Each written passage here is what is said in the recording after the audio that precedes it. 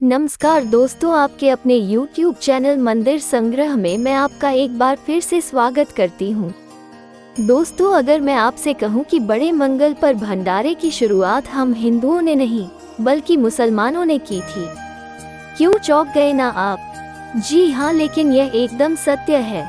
आइए आज मैं आपको बताती हूँ कि इस भंडारे की शुरुआत कब, किसने, कहाँ और क्यों की थी। इस भंडारे की शुरुआत लखनऊ शहर के पुराने हनुमान मंदिर जो कि अलीगंज में स्थित है वहां से हुई थी। अलीगंज के कपूरथला चौराहे से लगभग 1.5 किलोमीटर अंदर यह मंदिर स्थित है। आज भी इस पुराने हनुमान मंदिर में हिंदू और मुसलमान दोनों मिलकर भंडारे का आयोजन करते हैं। यहाँ पर एक और नया हनुमान मंदिर भी है जो कि कपूरथला चौराहे से मात्र 250 मीटर आगे पड़ेगा। अब नए हनुमान मंदिर की मान्यता पुराने हनुमान मंदिर से भी अधिक हो गई है। ऐसा क्यों हुआ, तो इसका पता आपको आगे लगेगा, इसलिए वीडियो को पूरा देखिएगा। और यहाँ ज्येष्ठ माह के यानी कि मई के महीने में जितने भी मंगल पड़ते हैं उसमें मेला लगता है। ऐसी मान्यता है कि ज्येष्ठ माह के प्रथम मंगलवार को हनुमान जी भगवान श्री राम से मिले थे, इसलिए ज्येष्ठ माह के मंगलवार का महत्व अधिक है। इस नए हनुमान मंदिर की स्थापना 6 मई 1783 को की गई थी। यह मंदिर भी मुसलमानों द्वारा बनवाया गया था। आइए आज हम आपको इन दोनों मंदिरों के दर्शन करवाते हैं। मंदिर में 2008 से श्री रामचरित्र मानस का अनावृत पाठ हो रहा है और किसी भी नए मंदिर की स्थापना पर बजरंगबली का चोला, घंटा, सिंदूर व गदा इस मंदिर से मुफ्त में दिए जाने की परंपरा है। लखनऊ में स्थित प्राचीन हनुमान मंदिर का इतिहास कभी लक्ष्मणपुर कहलाने वाली इस नगरी से होकर प्रवाहित होती हुई गोमती के उस पार 19वीं शताब्दी के आरंभ में नवाब शुजाउद्दौला की पत्नी नवाब वाजिद अली शाह की दादी तथा दिल्ली के मुगलिया खानदान की बेटी आलिया बेगम द्वारा बसाए गए अलीगंज मोहल्ले में एक हनुमान मंदिर है, जिस पर ज्येष्ठ मास के प्रत्येक मंगलवार को मुख्यतः हिंदुओं और मुसलमानों की ओर से श्रद्धा पूर्वक मनौतियां मानी जाती है, चढ़ावा चढ़ाया जाता है और उन्हें प्रसाद दिया जाता है। कुछ पौराणिक तथ्यों के अनुसार रामायण काल में इसका आदि स्रोत महानगर कॉलोनी में ही पॉलिटेक्निक के निकट स्थित इस्लामबाड़ी में था। कहते हैं, जब अयोध्या लौटने के बाद श्री रामचंद्र जी ने सीता जी को त्यागने का निश्चय कर लिया और श्री लक्ष्मण जी श्री हनुमान जी के साथ श्री सीता जी को लेकर कानपुर जिले के बिथूर, जहां वाल्मीकि आश्रम था, के वन में छोड़ने जा रहे थे, तब वर्तमान अलीगंज के पास आते आते काफी अंधेरा हो गया और रात भर रास्ते में ही विश्राम करने की आवश्यकता प्रतीत हुई। अतः वे तीनों रास्ते में ही सोच विचार के लिए रुक गए। जिस स्थान पर वे रुके थे वहां ही वे पॉलिटेक्निक की बगल से पुराने अलीगंज मंदिर को जाने वाली सड़क पर एक बड़ा सा बाग था। यद्यपि लक्ष्मण जी चाहते थे कि कुछ दूर और चलकर गोमती के उस पार शहर की ओर बनी अयोध्या राज्य की चौकी में विश्राम करें, जिसे बाद में लक्ष्मण टीला की संज्ञा दी गई, किंतु सीता जी अब किसी भी राजभवन में पैर रखने को तैयार न थीं। फलता लक्ष्मण जी तो उस चौकी अर्थात अपने महल को चले गए और सीता जी उसी बाग में रुक गईं, जहां हनुमान जी रात भर पहरा देते रहे। बाद में दूसरे दिने में लोग वहां से बिथूर के लिए चल दिए। कालांतर में उसी बाग में एक मंदिर बन गया जिसमें हनुमान जी की मूर्ति स्थापित थी और उस बाग को हनुमान बाड़ी कहा जाने लगा। यह मंदिर शताब्दियों तक बना रहा। 14वीं शताब्दी के आरंभ में बख्तियार खिलजी ने इस बाड़ी का नाम बदलकर इस्लामबाड़ी रख दिया, जो आज तक चला आ रहा है। इसके बहुत दिन बाद सन 1792 से 1802 के बीच अवध के तत्कालीन नवाब मोहम्मद अली शाह की बेगम रबिया के जब कई वर्षों तक कोई संतान नहीं हुई और बहुत से हकीम वैद्यों की दवाइयों और पीर फकीरों की दुआओं ने भी जवाब दे दिया, तब कुछ लोगों ने उन्हें इस्लामबाड़ी की बाबा के पास जाकर दुआ मांगने की सलाह दी।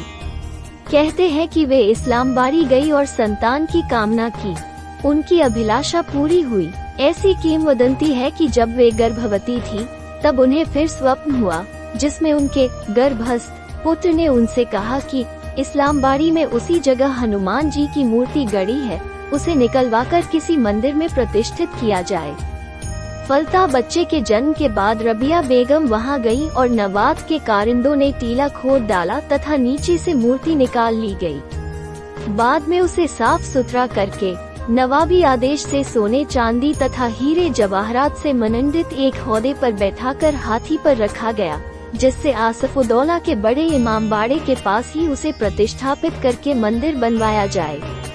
इस हाथी को लेकर जब सब लोग वर्तमान अलीगंज की सड़क से जा रहे थे, जो उस समय एक गलियारा था, तब सड़क के अंतिम छोर पर पहुंचकर उस हाथी ने आगे बढ़ने से इनकार कर दिया। महावत ने लाख चेष्टाएं की, किंतु हाथी ज्यों का त्यों अड़ा रहा। अंत में बेगम साहिबा ने उसकी पीठ से हौदा उतरवा दिया, तब वो चलने लगा, किंतु बाद में जब वो हौदा फिर उस पर रखा गया तो वो पुनः बैठ गया।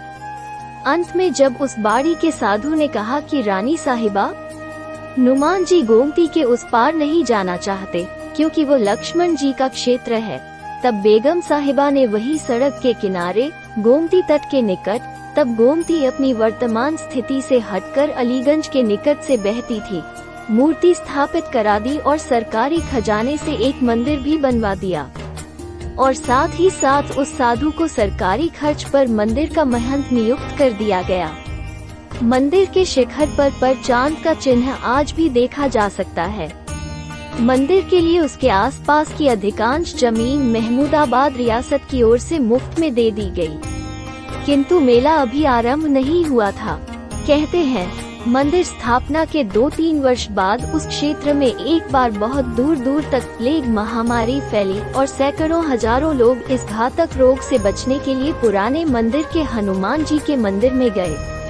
तभी वहां के पुजारी को स्वप्न हुआ, जिसमें हनुमान जी ने कहा कि ये लोग यहाँ नहीं, उस नए मंदिर में जाएं, मैं वहाँ वास करता हूँ, मेरी शक्ति वहाँ की मूर्ति में है।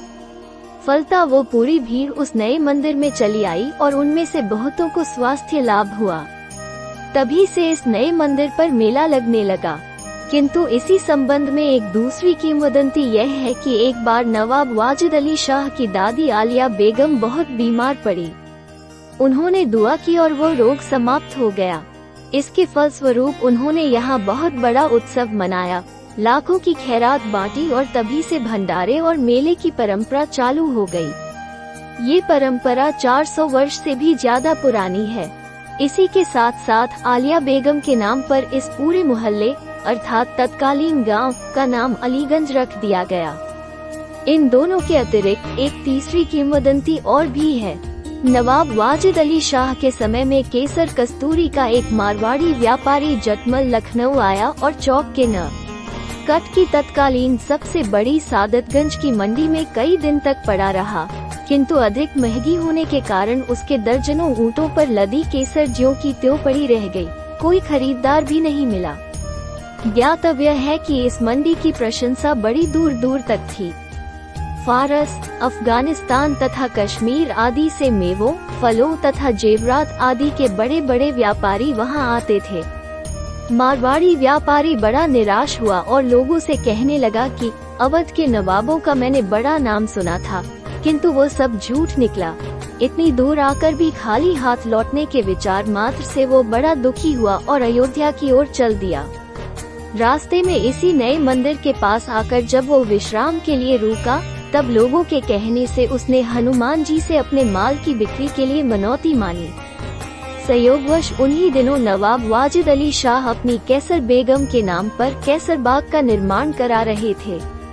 किसी ने उनको राय दी कि यदि इस कैसर बाग की इमारत को केसर कस्तूरी से पुतवा दिया जाए तो सारा इलाका ही अत्यंत सुवासित हो जाएगा, और जटमल की सारी कस्तूरी उसके मुँह मांगे दाम पर खरीद ली गई। जटमल के हर्ष का कोई ठिकाना नहीं रहा। उसने हृदय खोलकर मंदिर के लिए खर्च किया। आज भी मंदिर के भीतर मूर्ति पर जो चांदी का छत्र लगा है, वो इसी व्यापारी का बनवाया हुआ है। तो दोस्तों, उम्मीद करती हूँ कि आपको आज एक रोचक बात पता चली होगी और आपको मंदिर में दर्शन भी अच्छे से हुए होंगे। बजरंगबली आपकी सभी मनोकामना को पूर्ण करे। इसी के साथ हम आज की अपनी मंदिर यात्रा को यहीं पर विराम देते हैं। वीडियो पसंद आई हो तो कृपया चैनल को लाइक, शेयर एंड सब्सक्राइब अवश्य करें। धन्यवाद। जय श्री राम। जय हो हनुमान जी की जय।